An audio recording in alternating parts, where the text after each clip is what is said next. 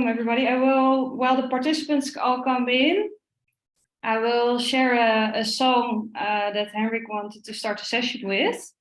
So in the meantime, if you didn't take a tea or water or whatever yet, please make yourself comfortable. I just want to share that this session is being filmed. So if you don't want to appear on the film, you can also take out the video. But if it doesn't mind, we really like to see your faces. So yeah, that's just an invitation. And then I'm gonna start with sharing the song, and you can make yourself comfortable.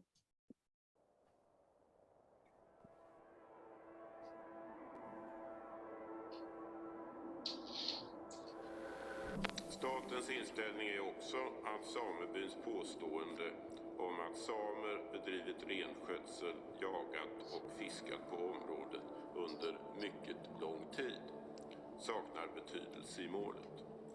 För uppkomst av urminnes hävd krävs en tidsperiod om cirka 90 år. Eventuellt brukande under längre tid saknar rättslig betydelse. Eftersom det påstås att det har betydelse att samer har utfört detta brukande, så har det enligt vår uppfattning väldigt stor betydelse vad som menas med samer och hur pass väldefinierat det begreppet är.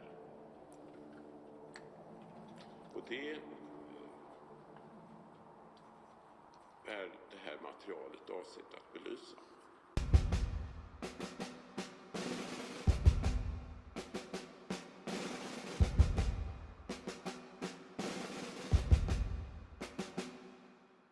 This is my land, this is my country, and if I'd be the queen, you'd see that I take everyone by hand. I sing it so it's out there, that we paint this land blue, yellow, red and green.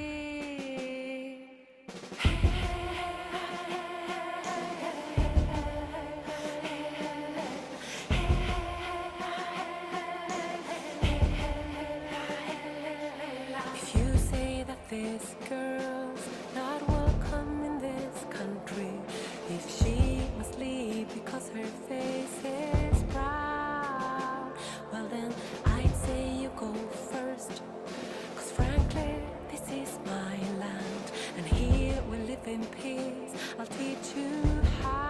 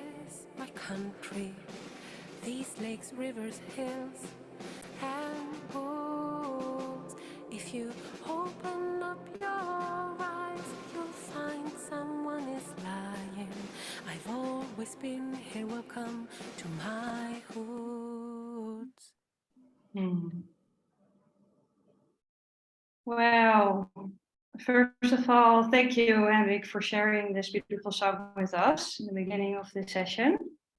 And yeah, thank you all for coming during this regenerative learning sessions on Sami culture with Henrik Andersson. And we're really happy to have the honor, Henrik, to have you here in our midst. I think it's super special that you're there far in the north. And we have the ability to listen to your story today.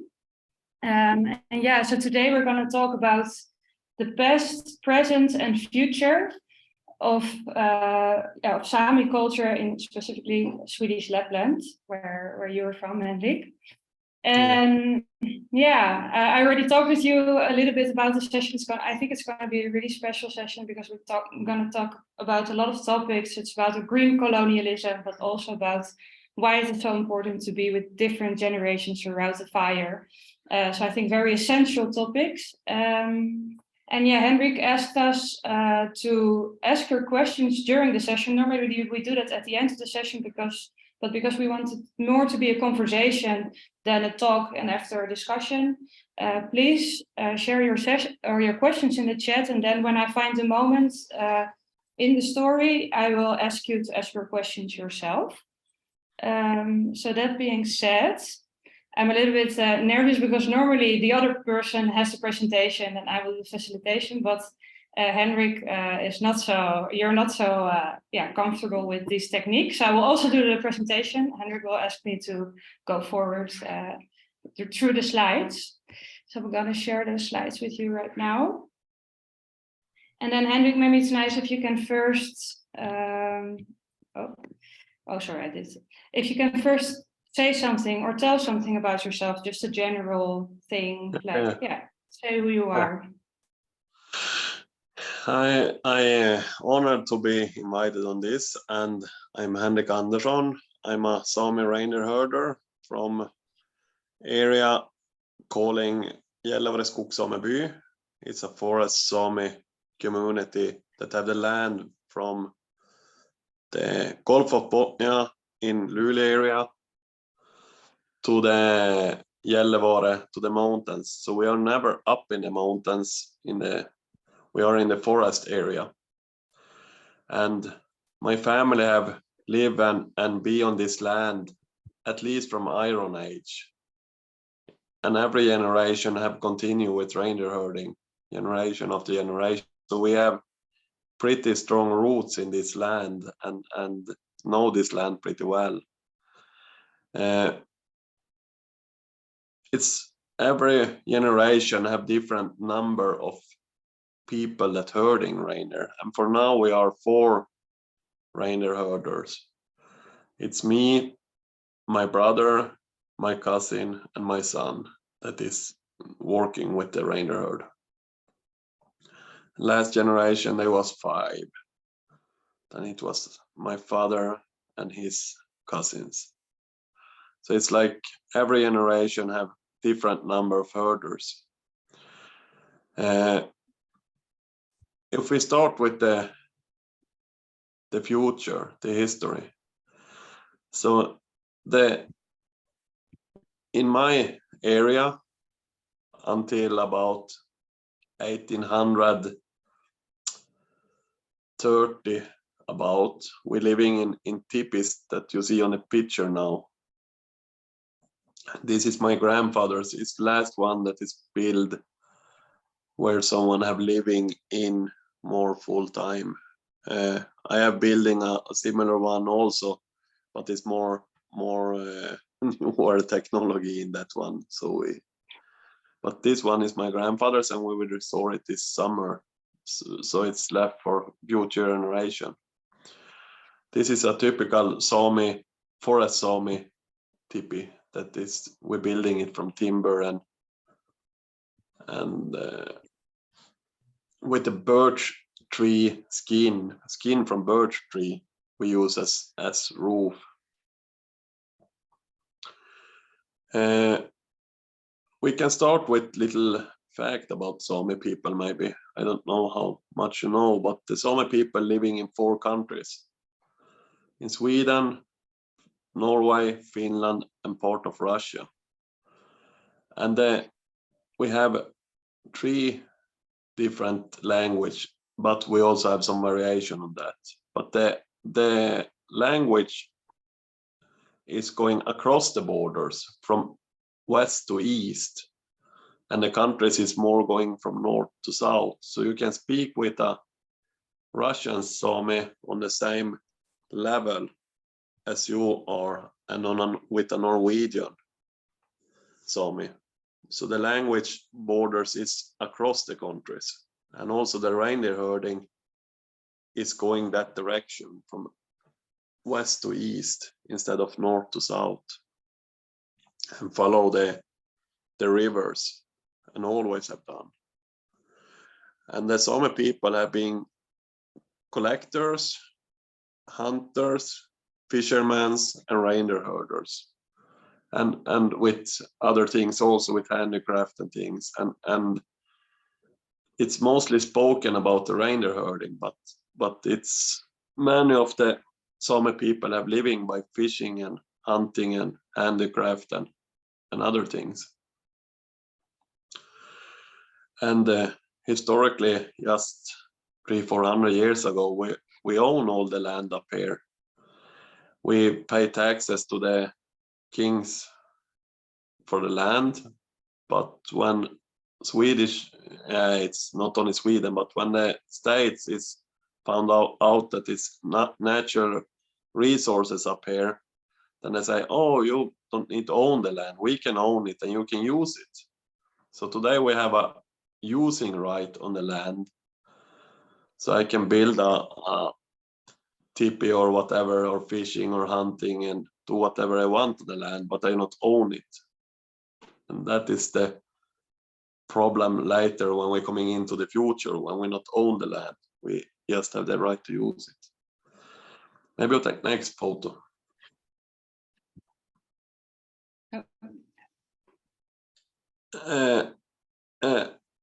To the photo longest to the right is the first, my ancestors' first, it's where they're building the first houses, and this is the baking house and where you storage the food. This is restored by the Swedish government owned forest company that restore our first place where we live. So I used to go baking in that baking house like 280 years later than it's built. From my ancestor, I baking in the same house. So that is a little funny. The food up here have been not so much variations about, because we have like one main ingredient or two, fish and meat. So you need to be a good chef for making the food in variations, so you not get sick from it. So we're eating also a lot of blood food and things like that. We take care of everything. And historically, they also take about 200 to 300 kilo of the inner skin of the bark from the pine tree and use as flour. So every year they harvest 200 or 300 kilo of that for a family. So it was a staple product. The photo longest to left, we have antlers. The reindeer get antlers new every year, so we get a lot of antlers. So we make a lot of handicraft with the antlers, and we always have done, and it have been used for many things, and we use it still for many things. And it's many that have their livelihood from the handicraft with reindeer antlers. Now it's very popular with lambs and things like that. Historically, we have used it for knives and whatever you can imagination, we have used it for.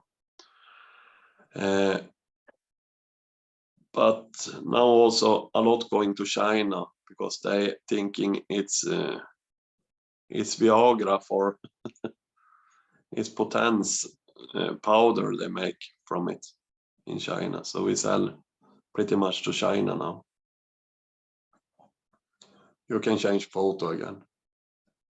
Or maybe we take some questions already now. Yeah, exactly, because I think we have 2 slides per past, present and future. So I don't know if people, you told something about the past, but maybe people have some questions about the history of the Sami people, mostly then the forest Sami people. Where you from? I don't know if there's somebody, if you have a question, please, because I cannot see everybody. Yeah, Deborah, you raised your hand. If you can. Yeah, I have a question. You named that every generation of reindeer herders has a different amount of reindeer herders. What determines how many reindeer herders there will be? Yeah, it's depending on the interest, and the land only can feed a certain amount of reindeers. So it's little about economy and it's little about interest. If you and how many children you get, that is also a thing to. If you not get so many children, then it's going down the number automatic.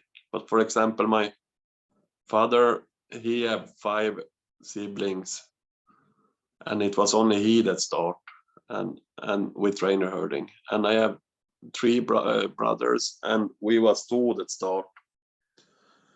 So it's like, it's depending also economic, how the land is and how the reindeer herd look like, because you need to have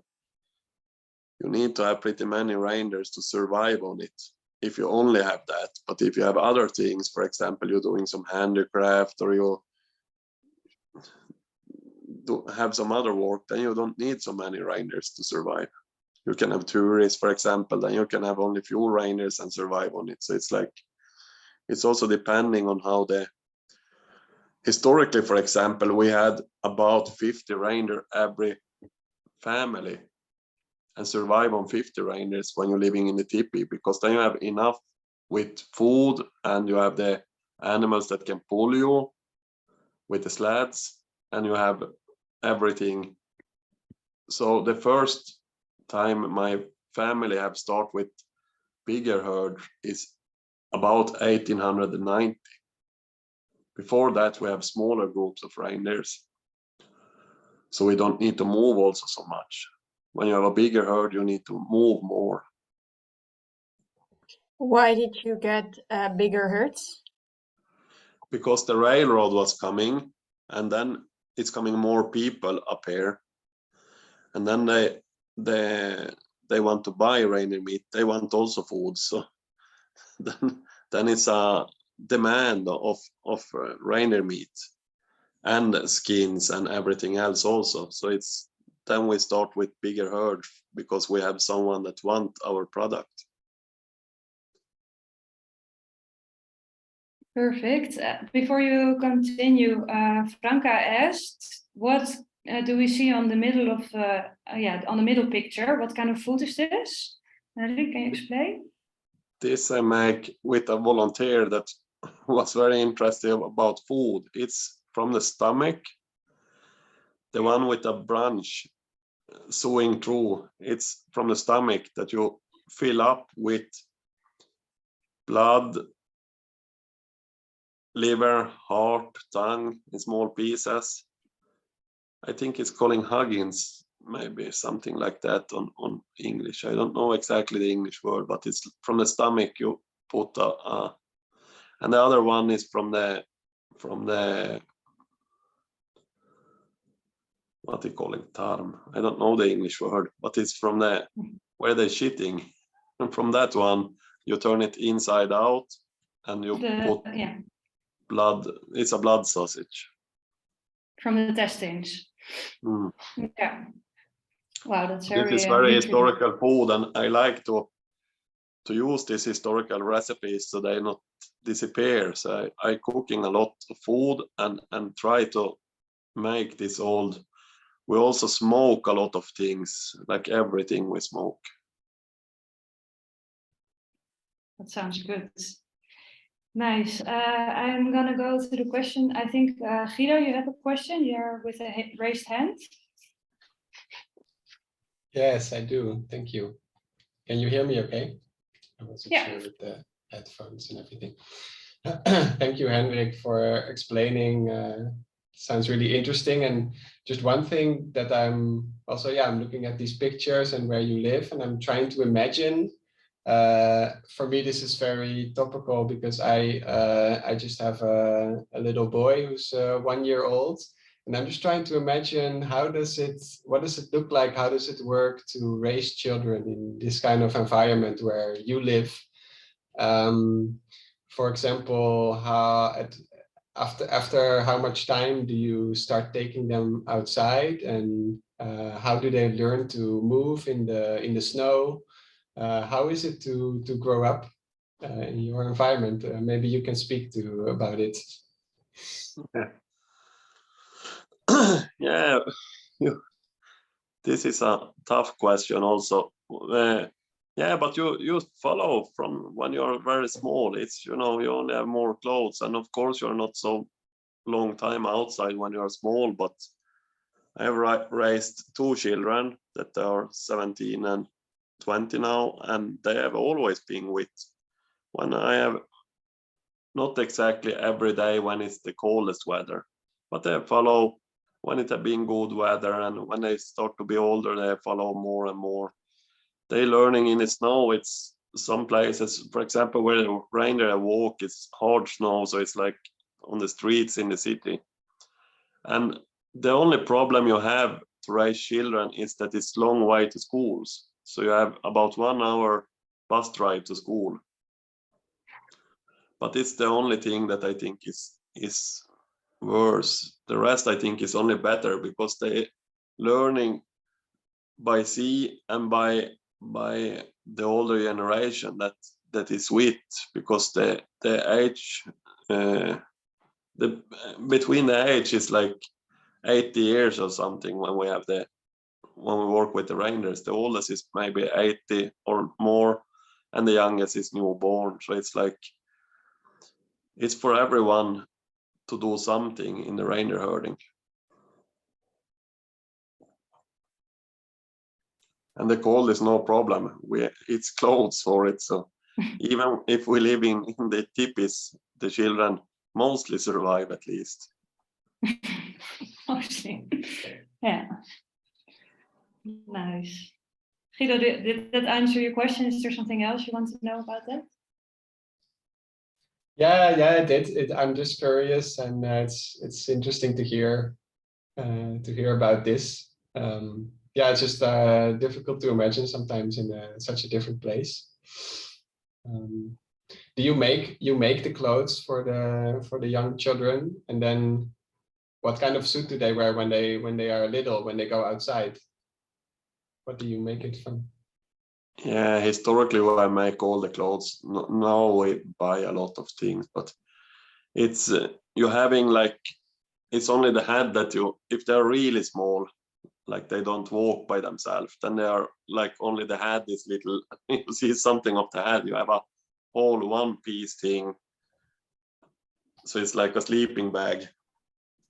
Right. You have on them. So only the head is when it's colder outside. And the reindeer skin also is very heating, because it's air in every hair. It's a small string of air in every hair, so it's warming up very good. It's one of the best isolated fur you can use. And you use diapers? Yeah, when I raise my children, I use it, and when I grow up, they use cotton. Just then they have what they calling fabrics with cotton inside. And generation before that, I don't really know. I think that goes to the next question, because that really fits with the question that Rose asked. Rose, do you want to ask the question yourself? Sure. Hi, Henrik. My question is, how is your people's history transferred between generations? Like, how do you know what was the history back then? Yeah. Yeah, because when you're sitting from when you're very small in the fireplace, and we're sitting together in a circle, and in the tipi also you're sitting around the fire all the time. Be Sami, it's like sitting close to fire is the definition of Sami. And then you hear then the older telling you like everything, how you pass a river, how you heard reindeers, how the snow. You know, the Sami people have more than 100 names on the snow because it's so important that the reindeer find grazing under the snow. So they learning you like everything, and you're sitting around the fire and speaking about every situation that can be. And you have, you know, in forest you have no connection with internet or nothing, so you have not so much to do on the evening. So you're sitting and speaking and learning from the older, and the older learning from the young people also. And when I raise my children also, for example, they have never access to any TV or internet all the time the school not was working. So they, on the spring, I always take away internet and TV and everything that have things like that. And on the late autumn, when the school starts again, then they get it back because they need it for schoolwork, but they don't need it for anything else, and have more time to learning nature and learning about things like that. Cool, thank you. It's beautiful. Marjolein asking the place where you exactly live, Henrik. Can you spell that out? Because people were wondering. It's calling Tallberg. It's in about 1 hour drive north of Luleå. And now on the winter time, I'm in Luleå area with the reindeers on the frozen Gulf of Bothnia on the islands. So last day I heard in reindeer on the ice with snowmobile. And now it's time for spring migration. So I start to collecting the herd now. So it's closer together. So I can do the spring migration and coming back to where I live about. Because then we are around there on the summer. Maybe we take next picture now, so we have, exactly. And then people can thinking about more questions. Yeah, there was just one last question before we can do that, and that was about, I think that goes on the question from Guido about the children, because Franca, do you want to ask a question yourself? It's about the curriculum. Are you there? Yeah, I'm there. It was a question of Dominic, actually. So yeah, there's 3 of us here. Just to remind myself. So, is there a compulsory Swedish curriculum for? You were talking about the schools starting up again. Is there a curriculum that they have to follow that's part of the Swedish state, basically?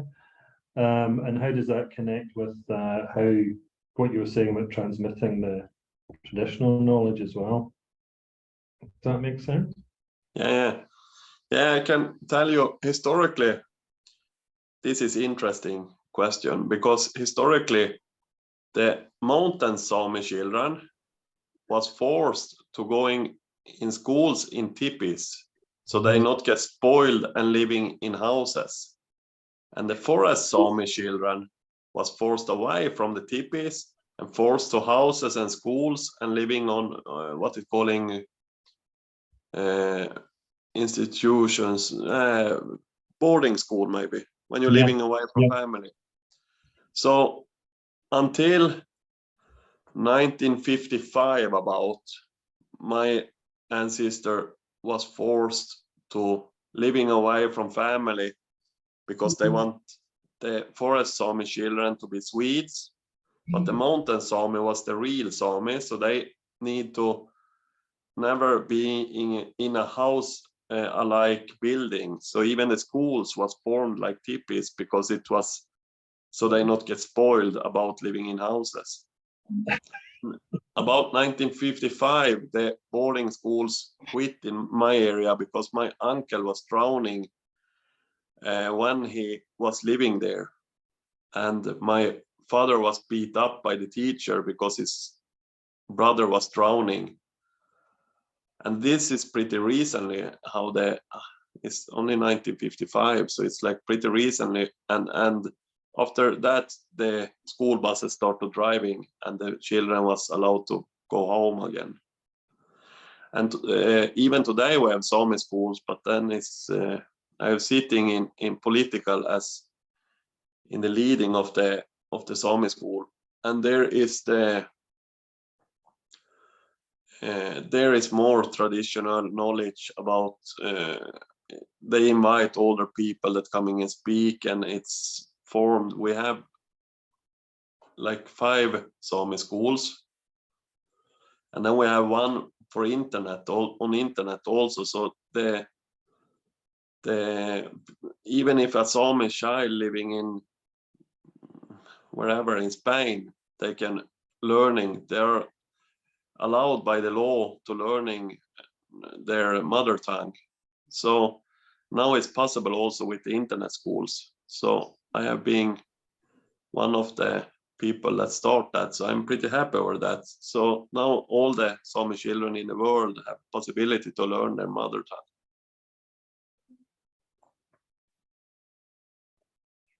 Thanks. Thank you. Very interesting, but very relevant to other Indigenous experience as well, I believe. Definitely. Mm-hmm. Yeah, I think we already went a little bit to the present, and I think we will also travel through these times. It's not going to be very linear, but yeah, let's go to the next pictures. And yeah, you can share a bit maybe now on how it is now being a Sami in Swedish Lapland. Yeah, it's more technical. We have a cooling bag with us in the fireplace, so it's more technical. But it's still pretty similar, like historically. We're sitting around fire and doing the storytelling and a lot, and the herding today is more harder because of the forest logging and the windmills and the minings and things like that. So historically it was much easier to herding reindeer because you have untouched land and pretty little people. Today is growing the population up here, and also the population want to have free time and driving snowmobile, hunting, skiing, dog sledding, whatever you can imagination. So it's pretty much things that are being not so good anymore. But still, we continue with the reindeer herding, and I have for the moment I learning up my son. It's the first year he start with reindeer herding, and I learning up my brother 15 years ago, maybe something like that. So I have a second student of reindeer herding that is on my shoulder to learn how to do. So I think it's interesting, but also we older need to listen on the younger people, because it's not for sure it's the right way to going with this large number of reindeers and selling meat. Maybe we need to change, and that coming later when the future coming. But still we're doing now as from the 1890s and have this big herd that we moving between the pastures, and I living normally like on 2 or 3 places. I not move all the time with the reindeer. I drive something, so I move about three times every year. I have different living. I living in a teepee halfway to the coast, and I used to rent something in the coast. And we have some more picture there.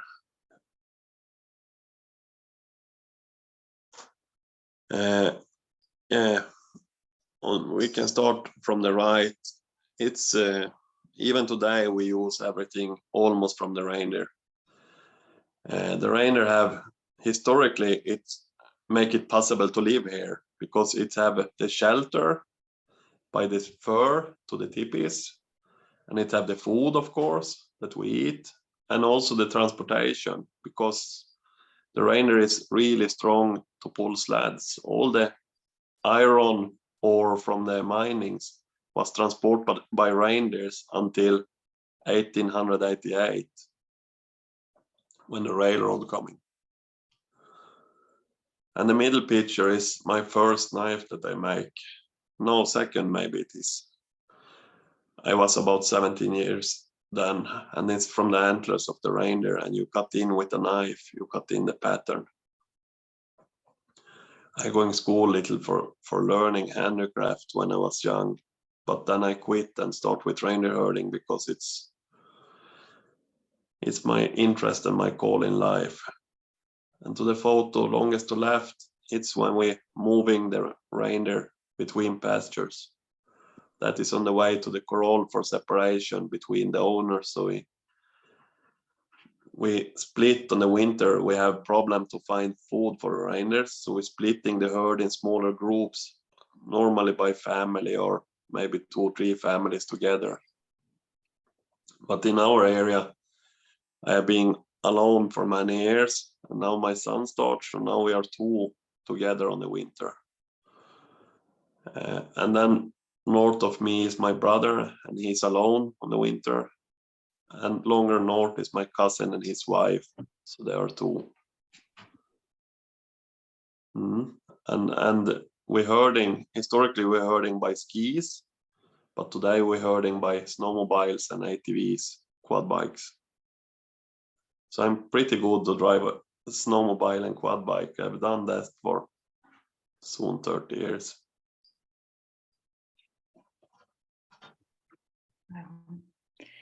Is there some? Sorry, what did you say, Henrik? What is the next photo? The next is already the future. So I was wondering if some. No. Exactly. Maybe. Oh wait, I see one in the chat. Deborah, you have a question? Do you want to ask it? Yeah, I was wondering at what age do the children start learning reindeer herding? From the age of 0. Yeah, you start to learning when you're really small. I remember when I was small, I was maybe 10 years, then I was alone in forest already. So, and I was away we have no mobile phones or nothing, and I was away like 3 days already when I was 10. And I was out for hunting and fishing maybe for 1 week when I was in that age, alone with no phones and nothing. And they asked my father if he's not worried when the son is always in forest, but he said, no, he know everything. So it's like, and it's the same with my brothers. They also have been with, my youngest brother have been with us very young, because he's 8 years younger than me and 7 years younger than the middle brother. So we was a little bigger, and then he always follow us. I think he was on bear hunt when he was like 5 or something. He was really small. Wow. You start when you're really, really small, and you follow always with your parents, and normally it's not the parents that take care of you because they have too much work to do with the herding. So it's normally the next generation that is like retirement age and older that take care of the children, because it's their task because they have not the strength maybe to pulling reindeers or poaching or whatever work we do. So it's mostly the next generation that have the children. So, for example, now my brother have 2 pretty small children, or he have 3 because he have a newborn also, but that have coming last week. So, but it's my mother and father mostly that take care of them when we're herding reindeer, because the generation is between 15 and 50 years have the other task to do. So it's the very young and very old that take care of the fireplace and collecting firewood yeah, and they standing and look what we're doing and helping with smaller things, but it's the yeah, the middle-aged generation is working, and the younger and older taking the more easier task and learning on the same time. And I think it's really important, because then they have time, the older generation, to speak to and learning the younger. Because, for example, if I try to learn and I'm holding one reindeer in one hand and something else, it's much better that the older generation learning the children.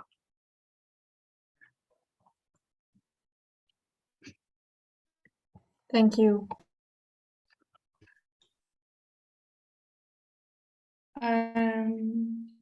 Yeah, I think that's super interesting also with how we as a generation are raising our kids right now, and how we find that we're always too busy actually to do and work and raise our children, and this conflict that we are in right now, and how different that is from how it is in many indigenous cultures, and how it was in our culture before as well.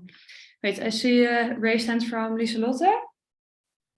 Are you there? Yes. Yeah, I have a question, because you keep on talking about men that are reindeer herders, but is it normal to also have women that are reindeer herders, or are there different tasks for men and women? No, the reindeer herding have been the most equal business ever. But it's only that it's my father have 5 brothers and I have 3 brothers. So it's like and no sisters. So it's like only in our area it's just by fortune, by accident, it's like that. So it's like it's why it's but it have going up and down. When we're living in tipis, then it was totally equal. When we started building houses and the school system start and things like that, then it had been worse for the Sami woman. And then it was very few Sami women that can work with reindeer herding. But now it's going up again. And for example, my cousin now have 3 daughters that is teenagers. And they are interesting everyone. So we have pretty equal when we, for example, separate a reindeer herd, we are pretty equal in number. So, I mean, I have a son and a daughter, and both of them helping. My son have just started, but my daughter's still going to school, and I hope she starts. So, and my cousin have 3 daughters, so there is coming woman. The only problem is with the deliver babies and things, because then you're away from forest for a while. But many of the female reindeer herders choose to not getting children. We have few women reindeer herders now, and they have no children because they don't want to take the break from the reindeer herd for so long time, because it's physical hard, so you maybe not can be in the end when you have big stomach sitting on a snowmobile and pulling reindeers, and also when you have newly getting the children, then it can be problems. But it's also how the pregnancy is and things like that. So it's hard for me as man to say anything about it. Is how, I mean, my ex-wife we was hunting 5 days before she was delivering. So it's, and my brother's wife have been with big stomach, and everyone eats, but they not can do as much when they of course are pregnant, have small children.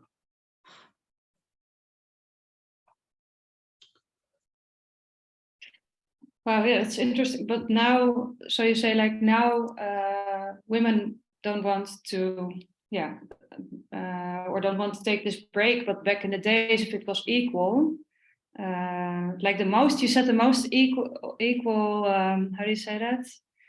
Well, but then you're living with the reindeers you have them just outside tipi, so you don't need to travel away. When we have going into houses, it being, you know, worse, because then you are stuck on one place. And the school system also being problem, because it not have allowed to have different schools. Now it's allowed again. So for example, I can have my children in now they are too big, but my brother, for example, he can have the children in 2 different schools, one on autumn to Christmas, about the first part of the year, and another school on second part. And many Sami reindeer herders with children doing that now, that they living until Christmas about on one place and move, and the children change school. And then it's maybe only a few weeks, you know, close when it's depending on when you collect the herd for driving it down to the winter pastures. But then maybe it's only a few weeks that you are separated from the family. So, and many I know some that both the man and woman is reindeer herder, and there they like take every second day or something. So it's pretty equal now again, but it have been worse for the Sami woman. But it's good that it's getting back. Yeah, it has been made very difficult. Well, we're going to talk about it in the future, because there's also still some really big challenges, though. Let me see, Marjolein, you have your question. Do you want to ask it yourself? Or maybe, are you there? I think you're on mute, because we can't hear you. Shall I ask your question? Is that okay? Yeah? Okay. You talk about your family, but are you also part of a bigger Sami community? That's the question, Marjolein. Yeah, we are groups in our Sami community, 5 groups. And the groups is, it can be 5 to 10 families about, but then the Sami community is the whole piece. And there we are 35 companies about, and we are 120 members, and then we are, it's like totally maybe 300-400 people. That is, we take care of reindeer for some, like relatives and things like that. So it's like the Sami community is calling Gällivare Forest Sami community, and inside that one is 5 groups that have separated the reindeers all the year round. And inside these 5 groups, we separate between the groups on the winter time. So it's on summertime we are big units, and on summertime you are a small unit as you can, because of the pasture. It's hard to find on winter, so you need small groups so you can effectively use the land. But we have, you know, members, like meetings with the members, and I sitting in the board for the Sami community for our group. So we have, and then every year we have a meeting about how everything will be. And so we have community, a big community, and also all the things that we fight against is through the Sami community, because I'm alone not have the right to spoke, but as the Sami community I have the right to spoke. So it's a little complicated how the system is, but all the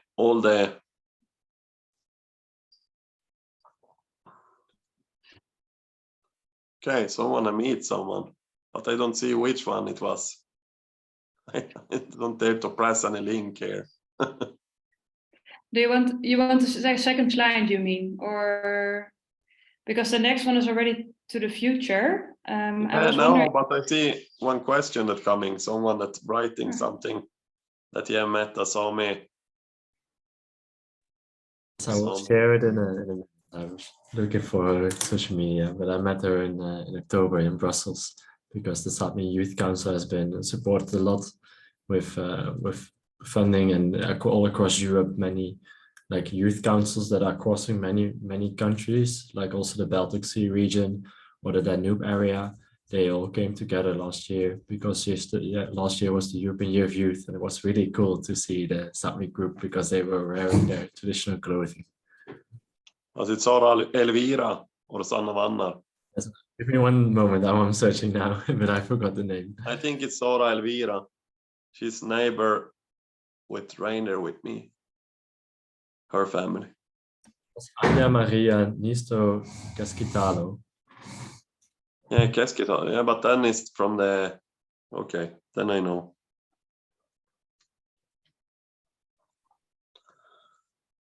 Nice. Can I ask a question also, Henrik, before we go to the future? Because you talked to me about your relationship with the reindeer. You say it's not a relationship of ownership, like they are free in a way. No, so could you explain us a little bit more how this relationship with the reindeer is? Yeah, we have a special relationship, and I make a video on Facebook just last day because I have a horrible story that was happening this week when some poachers shoot a reindeer for me, and then I have police that will come and help and try to but they do nothing when it's crime against Sami people and reindeer. So then I have the wet this week and things like that, and then you have a special, in Sami culture, you have a special relationship with the reindeer, and you have like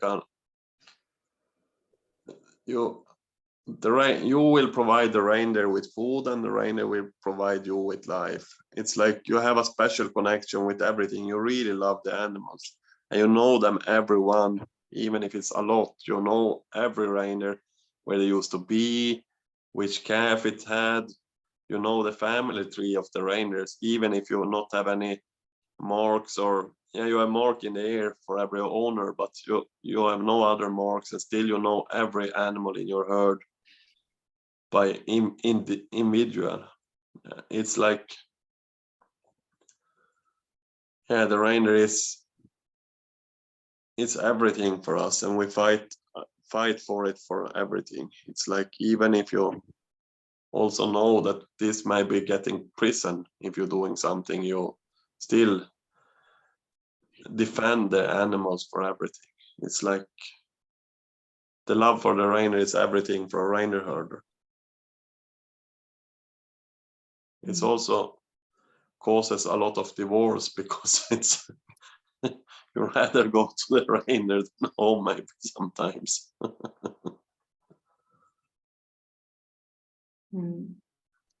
I can imagine. And how, because you said you didn't feel that you don't own them, but how does that work? Like, or you said that maybe sometimes even you're herding reindeers from other communities, or they're also mixing up. Yeah, but we have every reindeer owner have a brand in the ear. Every year when the calf is about 1 month old, you mark them in the ears with a knife, like when someone putting piercing, but it's about similar. So every reindeer owner, even if you're small, you have own reindeer mark. It's the first thing you get when you're really small, when you're newborn. The first yearly meeting of the Sami community, then you figure out which kind of mark you will have, and the marks often going in generation after generation. So it's your heritage, a reindeer mark, or if not someone have died recently, then you making a new one for the children. So Not every reindeer herder's children at least getting a reindeer mark the first thing they get. Normally before they are 1 or 2 years old, they have a reindeer mark, and then you're giving them some reindeers, and then it's growing until they get big enough to decide if they want to continue or if they want to have ordinary work or whatever they want. So for example, my daughter's reindeer mark is from maybe 1600, going in different, and my reindeer mark is very old also, but my son have a new one that I have write on paper on the,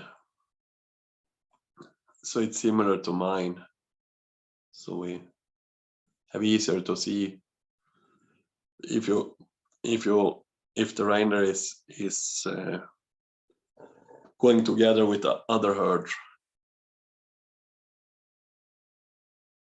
Because why does he get another mark than your daughter, for instance? Because everyone have own mark, so you can separate them. Okay, so it's not per family; it's per individual. Yeah. Person. Okay. And it's going in heritage mostly, all the old marks, because that everyone in the neighborhood know about how it's looked like. So you want to have an old one so everyone knows how it is. But when it's not possible and no one have passed away and you can heritage any mark, then you need to write a new one. Need to make a new one. Okay. So we have reindeer marks that is so old that it's like the same as from the first beginning. That's beautiful. Okay, I think we're going to go to the future to have enough time for the future, because I think that's going to be an interesting conversation. Before we go to the future, is there somebody that really still wants to ask a question about Sophie? Do I see you? Instead of writing it down, you can just say it immediately. I saw your face. I know you. Yeah. Yeah, I was trying to get this into a round question. We had like a small discussion here about what happens if, for example, the new generation wants to do something else, become, I don't know, a doctor or an actress or whatever for that matter. But is that something that you encounter, and how do you go about this? Yeah, everyone need to do what they want and what they're burning in life. For example, we are 3 brothers, and one working in middle of Sweden, living in city and working on the taxes industry. My father there was 5 brothers, and 4 of them taking ordinary work and going away to the cities. So it's and now my son start with reindeer herding. My daughter going to school for being a truck driver. I don't know if she start, but it's like if they want to start, then you support them, but you're learning them from beginning at least, so they have so they know the basics at least, and then they decide when they are growing up if they want to continue. Or I already know when I was really small, like 3 years, I know that I will be a reindeer herder, and I have always not doing anything else in life. My son have working extra as a caretaker, so he am working with other things. My youngest brother are working as building worker for 1 year, and then he decided that he want to become reindeer herder. So it's like everyone decide by themselves. You can encourage it, but you not can force them. It's not. You can give them opportunities so they have so they can decide to become that. And I mean, it's the same also. We take care of if we take, for example, my middle brother that's living in south of Sweden, he have 2 children that we also have giving reindeer marks to and reindeers. And me and my brother and my son now and cousin take care of these reindeers. So even if they're living in south and my brother don't want to become reindeer herder, maybe his children want to become it.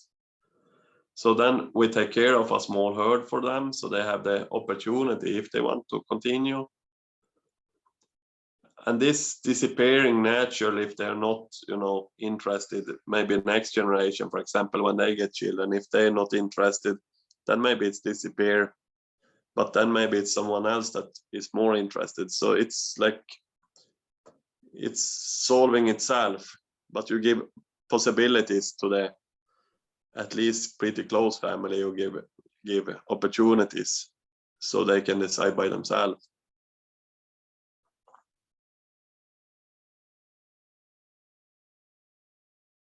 Nice. I think that's also a nice link again to the future generations. So yeah, let's go there. Here you see some things in the future. I think you see you as an activist, no?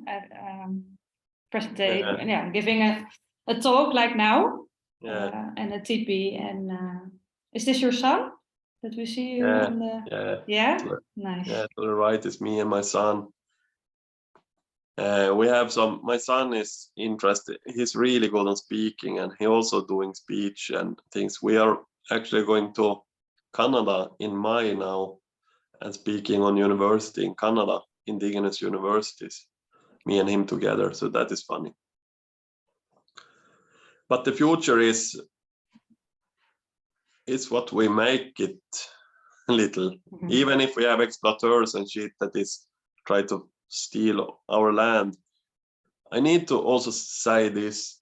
If you maybe read the news and maybe something, it has been a lot from Norway this week that the young Sami youth thing have occupied the ministry in Oslo, and Greta Thunberg was there and supported Sami. So they are on the last day of fighting against wind power, that they're winning in the highest court, and that giving inspiration when the young youth organization going in the front and want to do something. So then we need to follow them, and we as older need to helping them in their fights. I see it was a question, what is to left? It's Indigenous people from Canada that was visiting this spring. They have lost so much of their culture, so they're coming and learning from us. And then me and my son receive students groups, and we're also receiving in June this year. It's from the Gulap University, I think, somewhere outside Toronto, or in Toronto maybe, in Canada. Then they're coming in and stay on our place and doing some work and tasks. And then we're repairing a teepee made from birch skin. So the student was with my son and collecting the birch skin from the trees, cut down, and showing all the procedure, how to do it. And then we was and repairing a teepee that they have with the material they have taken, and they was coming with us and fishing, and they helping me to plant out. I have a lot of gardening and plants, so they're helping me also with that. And they stay for not a week, but some days, and learning about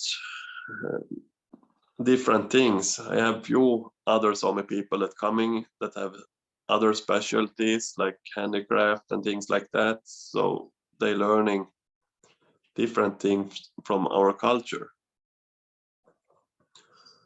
And the middle picture is when I speaking a lot for universities and also for Sami organizations and for everyone. So this was one of the speak I taking, because I think it's for future. It's really important to to spread the knowledge about our people and about how we living and how you can live for making less impact on nature. And the third picture, the longest to right, it's a picture from this winter when we have, me and my son receive a Red Cross, what it calling, Red Cross, this that helping children, that it's refugees that have children that not allowed going to Swedish school. So we have a bus load that want to see Christmas, the Santa's reindeers just before Christmas. So we have a bus load of young children that was visiting us, and no one know the language, and when they're running out from the bus, it was like a ant pile. They're going everywhere. So my son was so tired that day for hunting children that running away. It was lucky it was much snow, so they not can run so far. But he was totally tired when he collecting children the whole day. Children herding instead of reindeer herding. Yeah. Yeah, but I think the future is we need to listen on the young people, and we that is little older have a little more knowledge, helping them to, because they need to form. And I always say this Greta generation will make some change, and they will doing better for nature, because our generation have failed totally. So it's like a generation before also. I think the new generation and new thinking is the way of, we need to go back also in history and take better care of nature and the land and the waters and everything. I mean, we not can drink poison water, and we not can eat on poison land. So we need to take care of it. If we want to continue living, we need to take care of the land. And for example, for reindeer herding, I'm thinking we need to go back to the basic, to have smaller herds, maybe not living by produce meat, because we not can fight against the meat producers in the world that produce some shitty meat in a, I mean, we have free range animals. We never can fight with the meat industry, and we shouldn't do that. We should maybe have more tourists and more other things that provide us with money, so we have less herds. But because the land is so small now, because everyone wants, and this green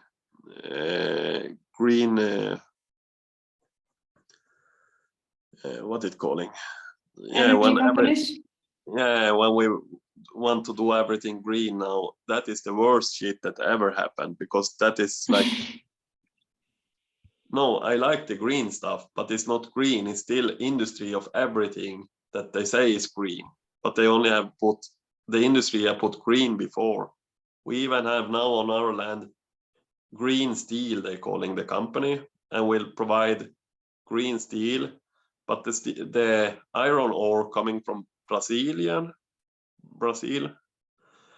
with boat to Sweden, and then where it's going later, I don't know, but it's like everything they use green, but it's not green when it's industry. It's the industry we need to take away.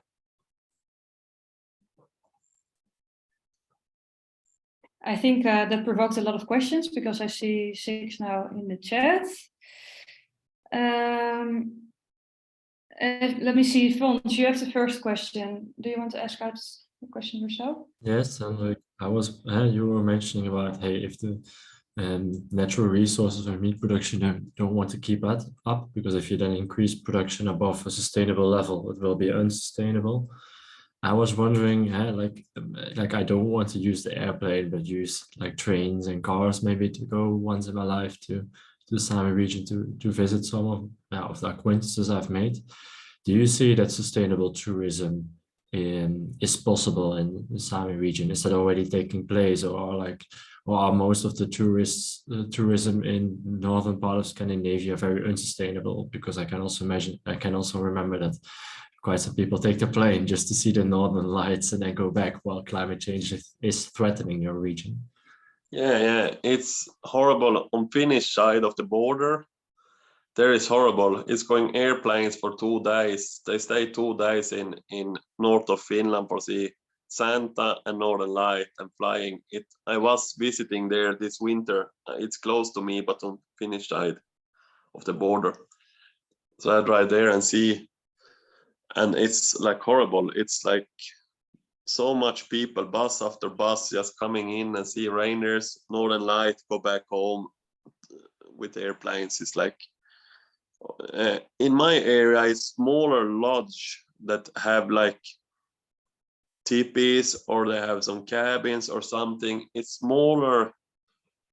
smaller tourist places with more exclusive things, and that can be substantiable, but still they want to grow and they want to have new experience for getting tourists. So it's coming more and more dog sleds, for example, and dog sleds and reindeer herding is not comparing to each other. It's like horrible for the reindeers when they thinking this dog sleds is a wolf pack, and it is a wolf pack, only tame, but the reindeer is really scared for it. So and then they have now something new in the mountains, that they're flying out skiers with helicopter in the mountain tops and drop them off so they can go ski down, and then the helicopter fly down, lift them up again. Heli ski it's calling. That is also a fucking stupid idea. They have a lot of things like that for getting the tourists, so it's more exclusive to come here. They not only can selling the peace and quiet, the Sami culture, the Northern Light, the things we already have. They need to, put 2.0 of everything and make something new, and that is. So if you have a smaller lodge with less tourists that pay better money, then I think it's better at least than this mass tourists that they have on the Finnish side of the border.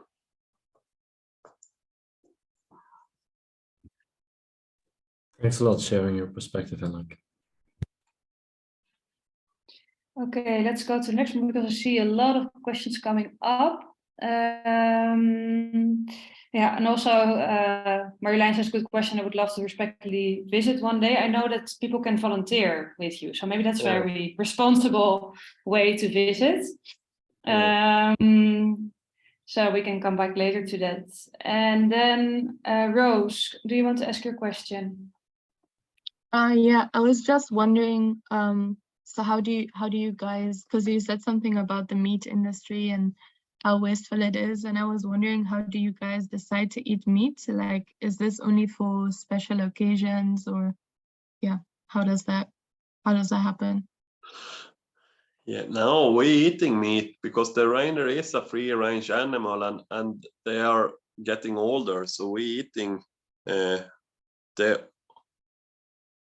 for example, the bulls. It's need one bull for breeding with 50 females about. So we have too much bulls is born all the time, so we harvest some bulls always, and then the females getting old, and when we're feeling the teeth on the reindeers, when you know someone getting older, when the teeth is going away, then they start to death on the winter because they not can get food enough.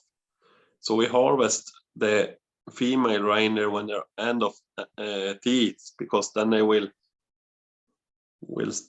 die by starvation in the winter. So that is like, for me, that is no problem to harvest animals that it's the same if you have too much bulls, then they will fight, so they die. Because the breeding season is very close before winter, from end of September and all October.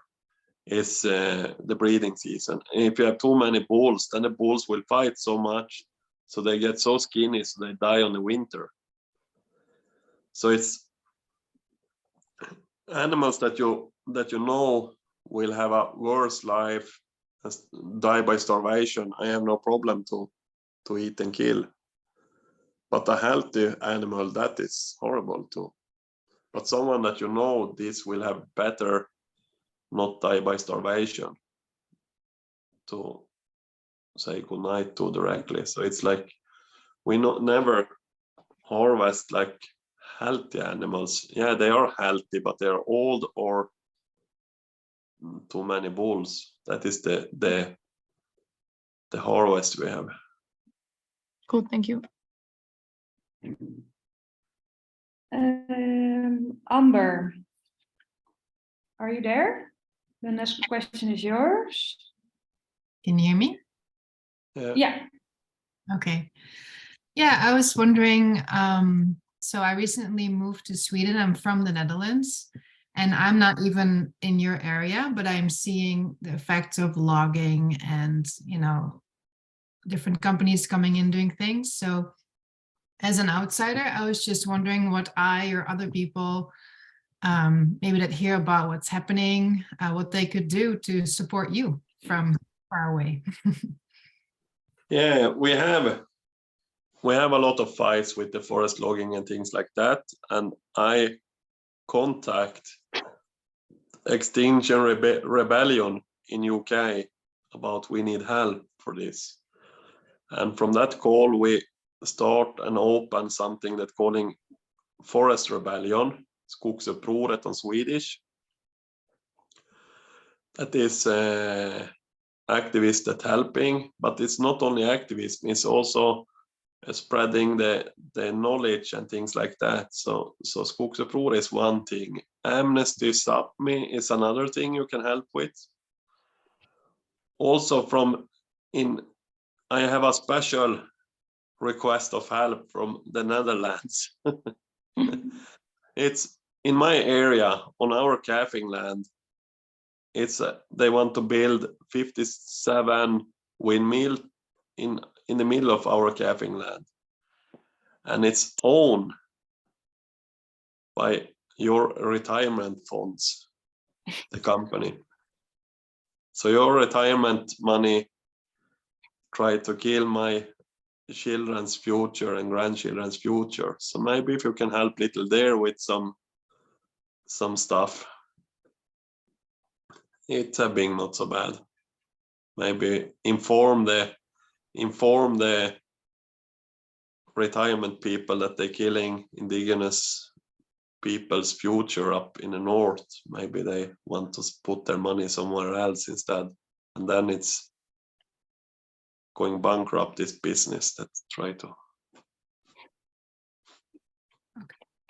I think it's a very good direct call out. Do you know the name of the pension fund that's doing this? I have no it's I can check and send to you later, so we can. But it's also this Forest Rebellion have all this, and also Amnesty Sami, and everyone knows this. So it's like,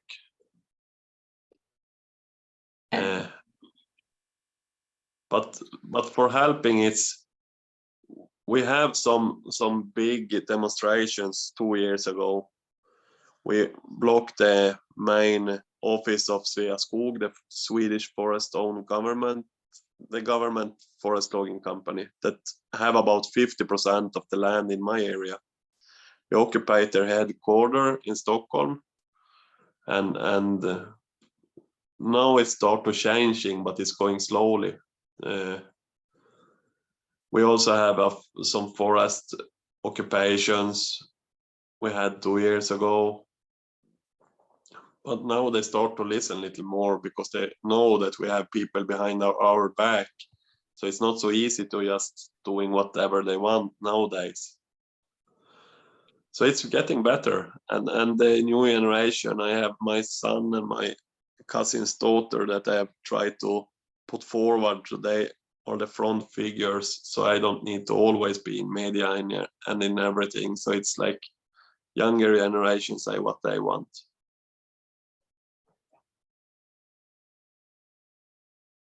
Perfect, thank you. And do you know the joining the forest rebellion? Is that something you can do?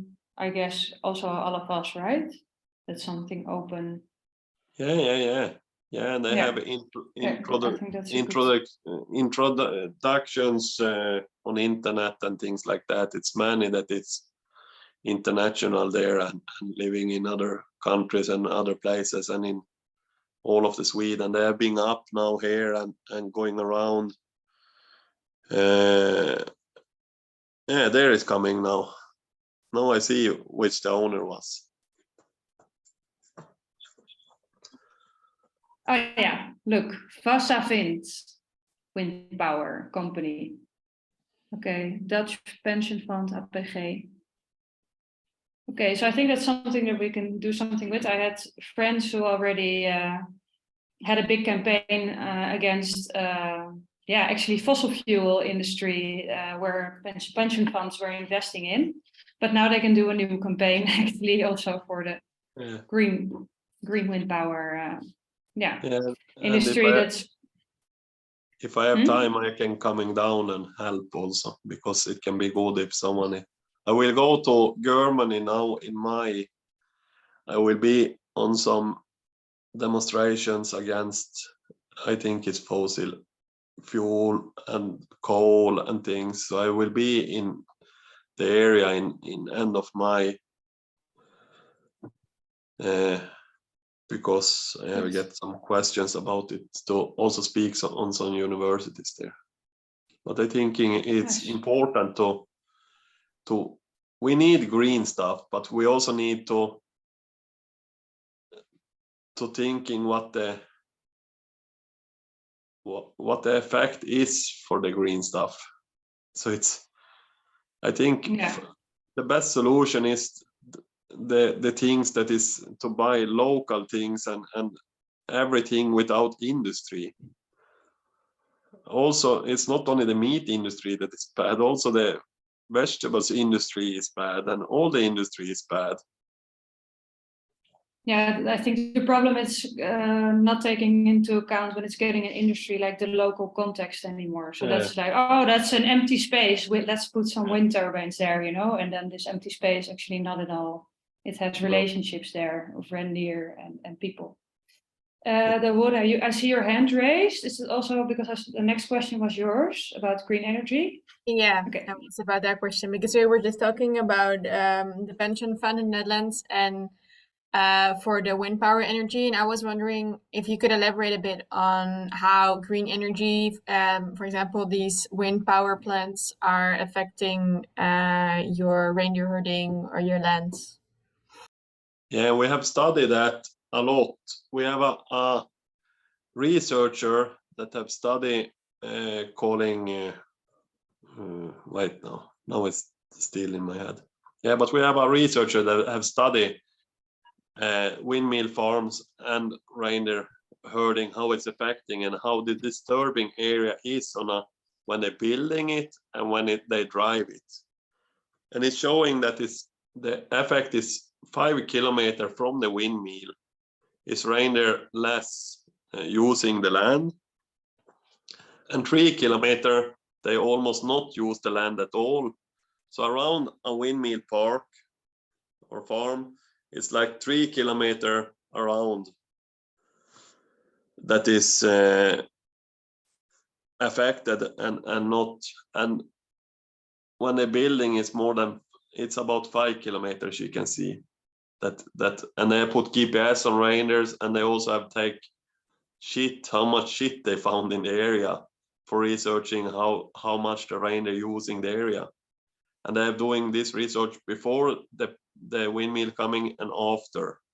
So they have all the facts.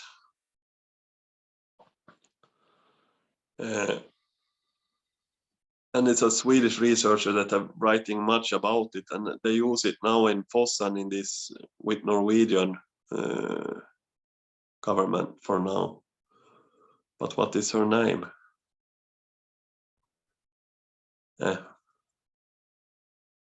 Maybe we can share it later. Yeah, it's coming.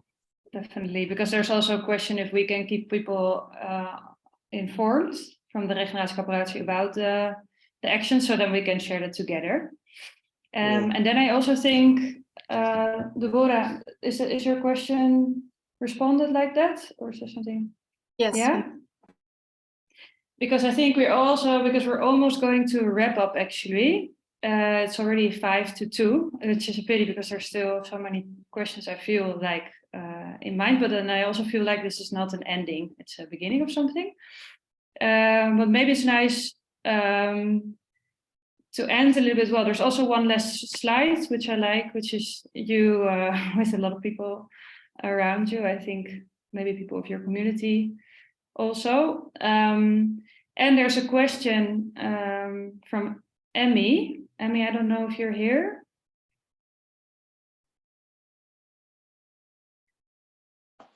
I don't see you or hear you.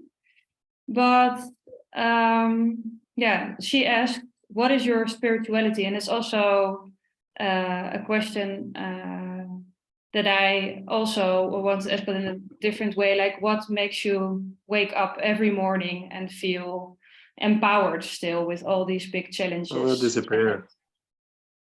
Huh? I don't hear you, the last question. You disappear. Ah, okay. So Emmy asked, what is your spirituality? And that's also in line with what I still want to ask, like what makes you getting up every morning and feeling strong still to continue your fight or your, yeah, and maybe it's not a fight, but yeah, continue doing this activism and being a reindeer. Oh. Deborah, can you hear me? Yes. Okay, so Henrik, maybe your connection. Yeah, now I hear you. Now you hear me? Okay, so 3 times works normally. No, what makes you getting up in the morning and still feeling empowered that you still want to do something, although there's a lot of things. The spirituality is, I don't know if I'm so spirituality, but it's like the Sami people have own beliefs, and it have been forbidden by the church for so many 100 years, so much have disappeared.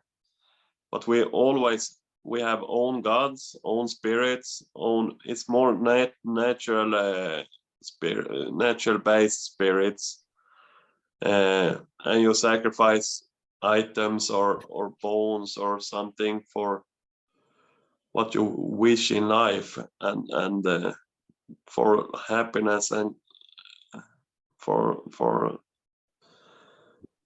things like that. So we have a big sacrifice place only 15 kilometers from me. That is the first items is from Iron Age, and it's still used today. So we sacrifice sometimes something for, and it's the same with if you found a sick reindeer in the forest, then you sacrifice it for the gods. But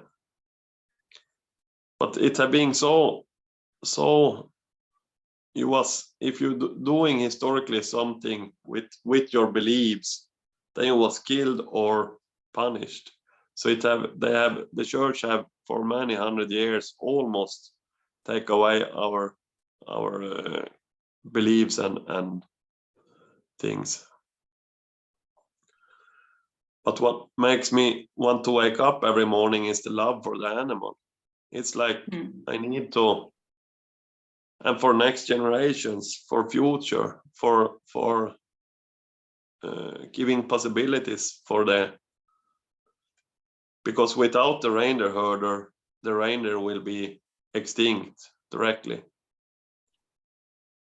because of the railroads, roads, whatever. If we're not there, they not survive. And historically, they have helped us to survive.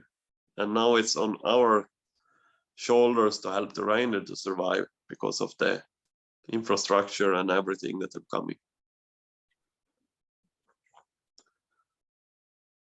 I think yeah, it's a nice last word, actually, what you just said there, because it's also really getting the time to wrap up. I'm gonna stop share the screen so we can see each other a little bit better. And yeah, I don't know if there's somebody feeling just like a really last question that's really on top of your heart and you want to ask before we're gonna wrap up.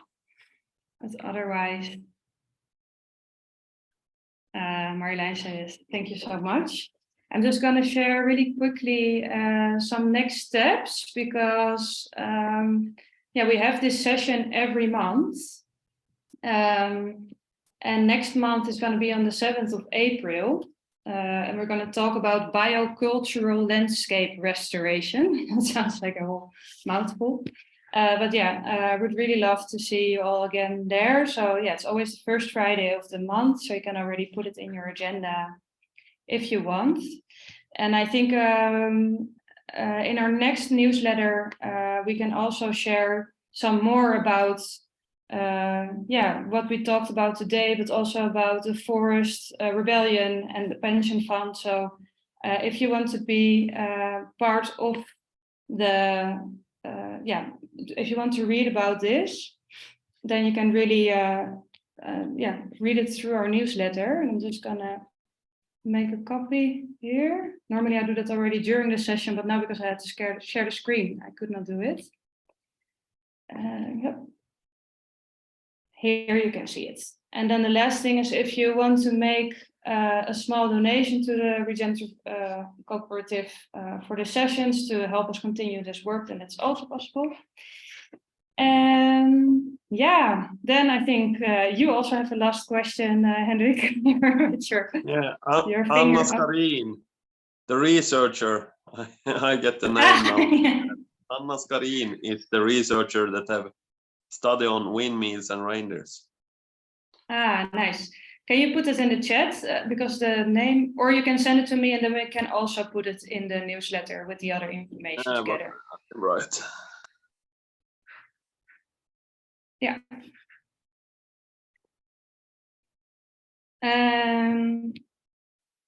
Yeah, then I think we're really gonna wrap up. Henrik, is there something, a last word that you want to share with us?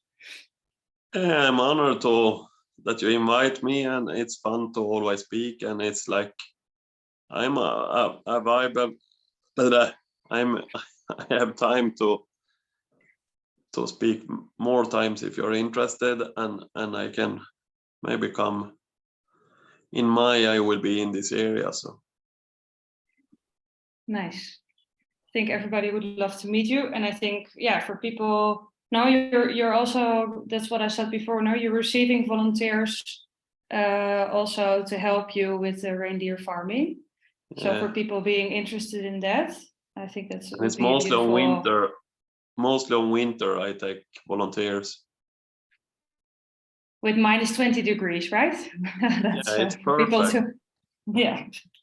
No, from autumn, but it's like the winter is mostly because if we need to feed the reindeers, it's too much work for us. So then I used to have volunteers. So I think that's a really beautiful, yeah, opportunity. And then, yeah, I think everybody is gonna head off to a beautiful Friday afternoon. So, like always, I would want to invite you all to open up the microphone, just say last words, and then we see each other definitely next Regenerative Learning Session on the 7th of April. So if you feel like it, you can open up the microphone and say some last words. Thank you. Thank you so much, Henrik. Bye. Thank you. Thank you. Thank you. Thank you all. Thank you all for being Thanks, here. Lau. Very rich. Thanks, Guido. Lovely. It was really nice. Thanks for being here. Thank you.